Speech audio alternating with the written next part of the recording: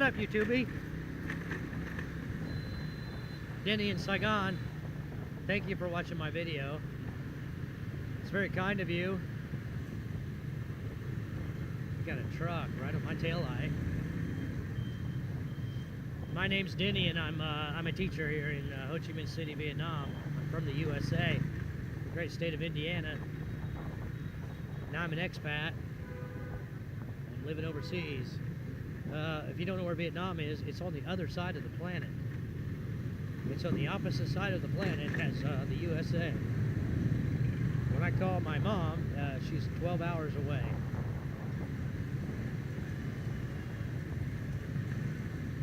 "12 hours to the east, so 12 hours in the future." Saturday night in Saigon.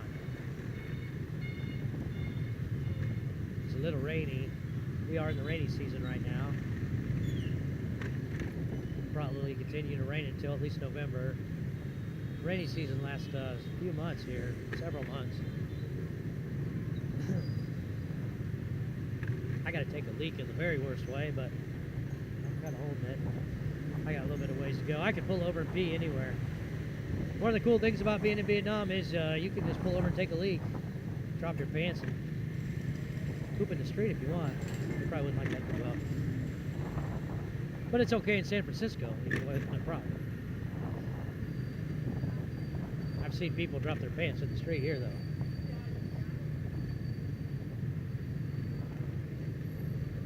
Guys just pull over anywhere and take a leak. I don't really like to do that.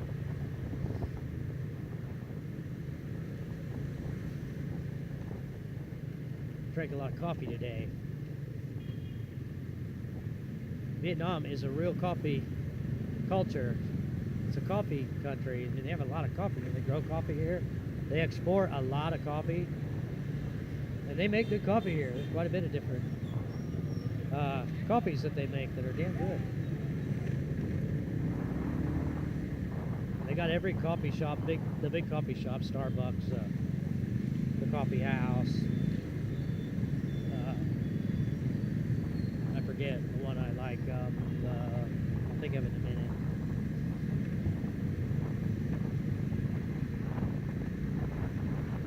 But they also have little privately owned coffee shops everywhere. Many of them.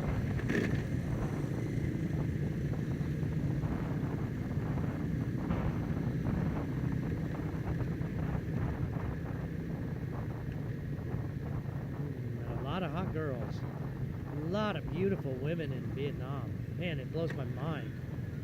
I never ever get tired of seeing all the pretty girls here. But I've always had a thing for Vietnamese women. I've always wanted to meet Vietnamese women ever since I was like 5 years old.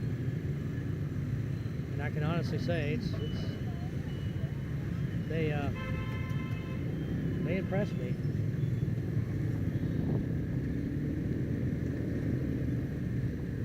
They're good looking. They're sweet.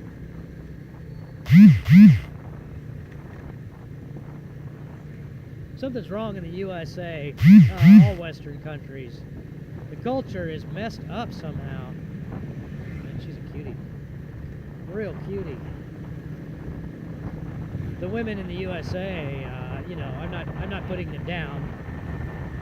I don't know. They can, I mean, you know, I'm not saying that men are all that in the Western countries either, you know. I know men have their problems, but I don't date men. You know, I date women, and women, mostly in the Western countries, they don't interest me. I've met some nice ones, but none that I really want to date, or none that I feel compatible with. And I know that there's a lot of men in the Western countries that feel the same way. I think most guys who come to Asia really come here to meet a girl. It's the real reason I came here. The number one reason I came is to meet a girl. I also wanted to find a place where I could live in a warm environment, someplace not cold, and affordable and easy to live. And from my research, I kind of had an idea that it was easier to live in Southeast Asia. I originally considered Thailand, and I like Thailand. I've never been to Thailand. I started out in Cambodia. It's not easy to live in Cambodia.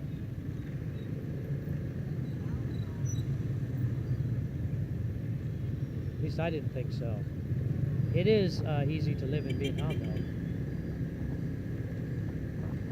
And easy to meet a nice girl here, and easy to date. You just get right on Tinder.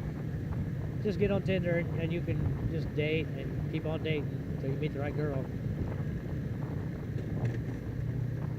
Or you can go to clubs. There's tons of clubs. Or you can just meet a girl on the street here. Meet a girl at work.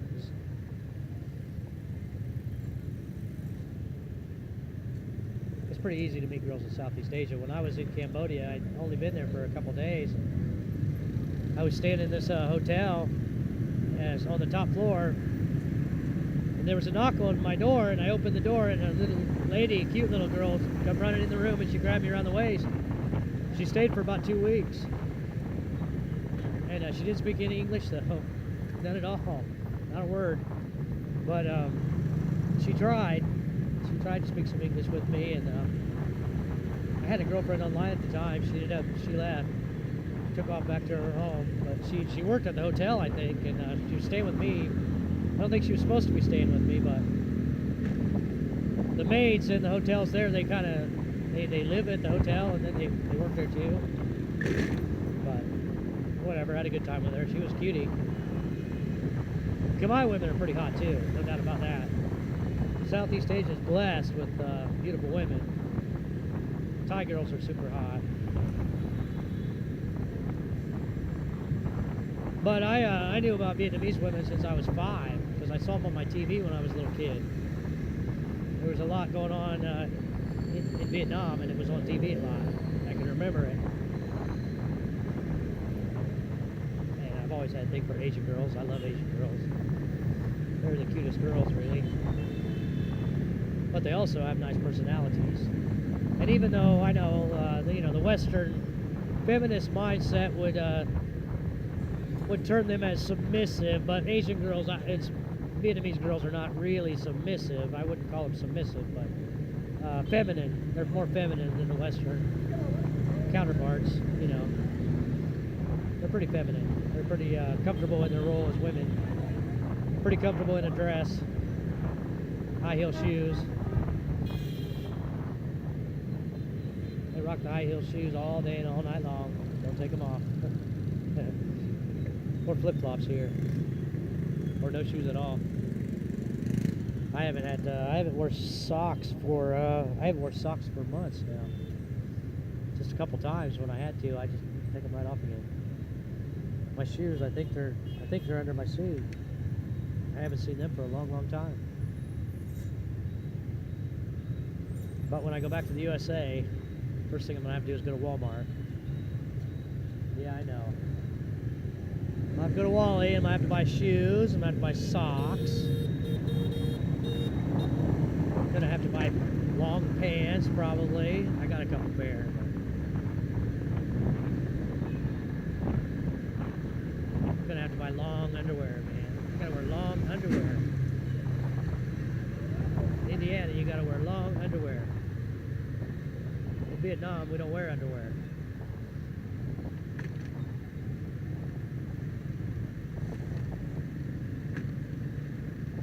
You gotta wear a hat.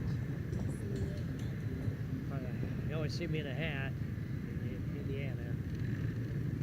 Usually I got a ball cap on my head if I'm working outside. I did work construction for a while. Or a bandana, because I got a big bald head, so I wear a bandana on my head a lot of times. I think it's illegal in the USA now to wear a bandana on your head. Pretty sure. Like a lot of factories, it's like a big thing. With if you work in a factory, you can't wear a bandana on your head.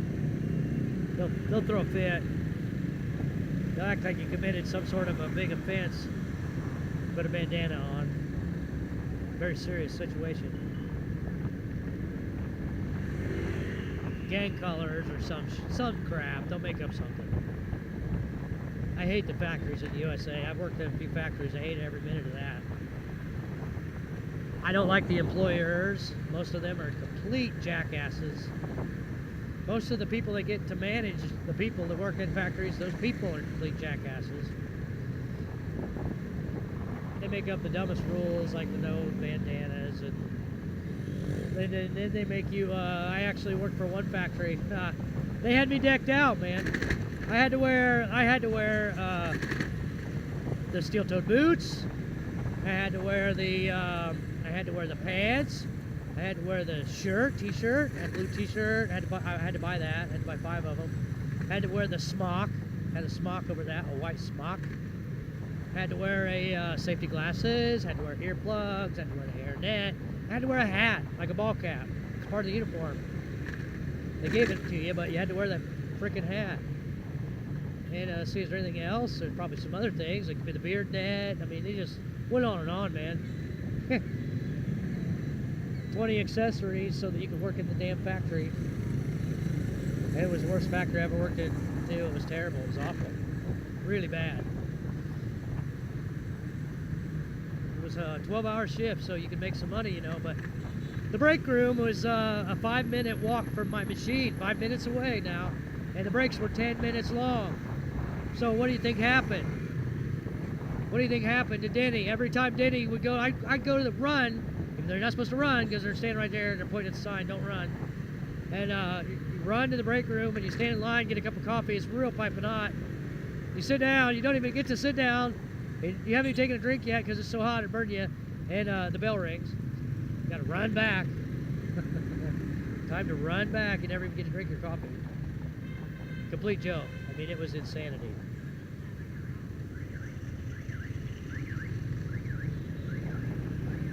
And I'll never forget, okay, my first day on this job, very first day. They put me on this sanding line. They got big conveyor hooked up to machines that run these clutch plates, you know, they run them through a big sanding process. And I got to run all these machines in this system here. They get, you know, you got to bring tools and all that stuff, and it's a pretty dirty job. And the very first day I walk in there, and there's this old lady on the end of my machine, and first words out of her mouth is, yeah, they moved me because of them bitches over there. You know, it's a factory, okay? You can imagine what happened next. It turned out that she was the bitch. I don't know who the other girls were, but she was the bitch. And she was yelling at me within the first week. You know, she was hollering at me about her parts and all that. She drove me out of there, basically. I got pissed off one day and threw my hat down and threw my shit down and walked out, you know. I remember, yeah, I threw my hat on the ground and I peeled out on top of it. Basically, they all knew I wasn't coming back. It was a ugly situation. That's factory in Indiana. I don't really want to go back to that, believe me.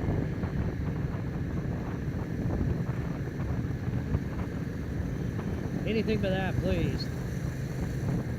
I've done everything, though. I've done mortgages. I was in the mortgage business for a while. I learned both sides of that, whether it's brokering or even learned mortgage banking. I do tech work. I got some tech skills. I can program. I'm a Linux guy. I'm pretty good at Linux servers. I don't like to run Windows. I run Linux on all my machines usually. Got a lot of construction work. A lot of experience in doing different things. Mostly though, I was driving heavy equipment. Most of my construction experience is driving equipment. And I could go back and do that, but that's all, you know, different obstacles to all of them. But I don't know what I'm going to do when I go back, man. It's not going to be easy for me. I can teach English here, but I'm almost 50, so I'm going to be done teaching English soon. I can teach online probably. In China, perhaps. There's some hoops to jump through to do that. I could go back to the USA and drive a truck, and I have a feeling I'm going to end up doing that someday. I don't know if I want to do that, but I kind of do want to do that. I kind of don't want to do anything, but I kind of want to do that more than anything. or go back to work for the Schmoes, go back to work for the Amish. I worked for the Amish for a long, long time, a lot of years. You can make a lot of money working with the Amish in different ways, but I was driving them around a lot, working construction with them. And it was lucrative at times. The thing about being a teacher is, you know, you can only teach so many hours a week. I am making pretty good hourly rate, but I have 2 employers and I'm driving across town to piece together a couple of part-time jobs. Although I'm making real good money for Vietnam, just paying debts with it, so yeah. Here we are, KFC, and I'm gonna get some mashed potatoes. They're just waiting on me.